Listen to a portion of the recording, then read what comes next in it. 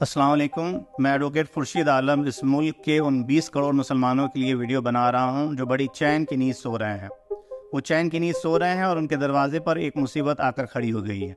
इस बार ये मुसीबत वक्फ अमेंडमेंट बिल 2024 की शक्ल में आया है।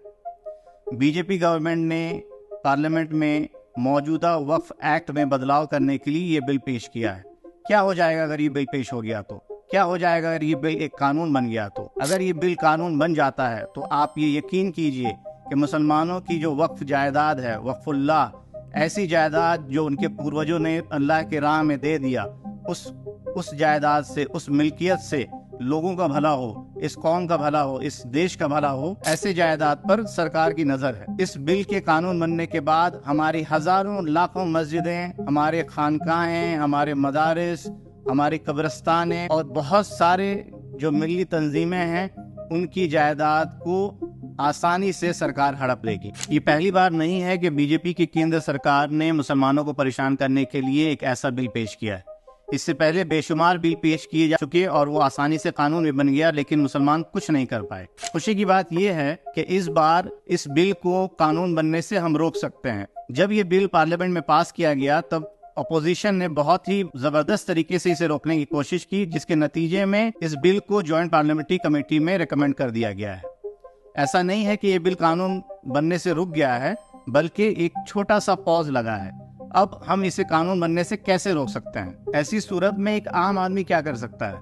जिस तरीके से डेमोक्रेसी में हर एक वोट की कीमत है, उसी तरीके से इस पूरे मामले में हर एक आम आदमी की राय की कीमत है। जब इस बिल को जॉइंट पार्लियामेंट्री कमेटी के सामने पेश किया गया है तो जॉइंट पार्लियामेंट्री कमेटी ने आम आदमी से राय मांगी है। जो काम भाजपा सरकार को, बीजेपी गवर्नमेंट को पहले करना चाहिए था, सारे स्टेक होल्डर्स की राय लेनी चाहिए थी, जिनकी वो दावा करते हैं कि इनकी भलाई के लिए बिल लाया जा रहा है, हकीकत में वो हमारी जड़ों को काटने में लगे हुए हैं।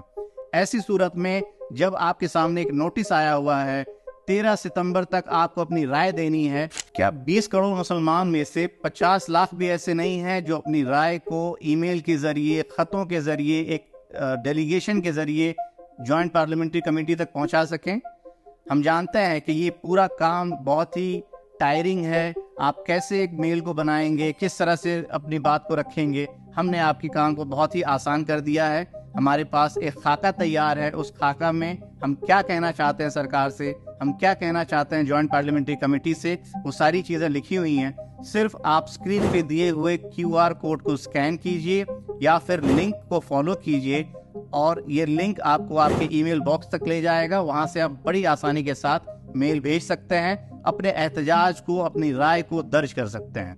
20 करोड़ में से 50 लाख, ये काफ़ी होगा इस बिल को यही ख़त्म करने के लिए।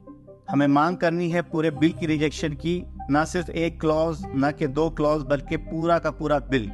जब JPC ने नोटिस जारी किया तब बहुत सारी ऐसी तंजीमें हैं, बहुत सारे ऐसे इदारे हैं, बहुत सारे ऐसे इंडिविजुअल्स हैं जिन्होंने क्लॉज की आपत्ति जाहिर की, क्लॉज में कमियां ढूंढी, लेकिन हम पूरे बिल को रिजेक्ट करने की मांग करते हैं। और ऐसी मांग क्यों करते हैं? क्योंकि यहाँ पे सवाल है लेजिस्लेचर के इंटेंट की।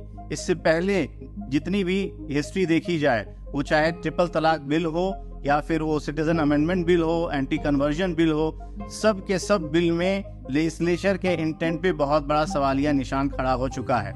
इस बार हम इस पूरे बिल को नकारते हैं, रिजेक्ट करते हैं। एक तारीखी मस्जिद के गिरने का गम हम आज तक अपने सीने में लिए बैठे हैं, और अगर ये बिल पास हो जाता है तो आप अंदाजा भी नहीं कर सकते हैं कि कितनी मस्जिदें, कितने मदारिस, कितने खानकाहें और कितनी कब्रिस्तानें हमारे हाथों से निकल जाएगी और हम कुछ कर नहीं पाएंगे। इसलिए आप दिए हुए QR कोड को स्कैन कीजिए, उसमें जो खाका बना हुआ है उसको आप ज्यादा से ज्यादा तादाद में शेयर कीजिए, अपनी राय को जॉइंट पार्लियामेंट्री कमेटी तक पहुंचाइए ताकि इस बिल को पास होने से रोका जा सके। और मेरी इस वीडियो को अपने ज्यादा से ज्यादा साथियों तक शेयर कीजिए ताकि ये पैगाम भारत के हर कोने तक पहुंच जाए।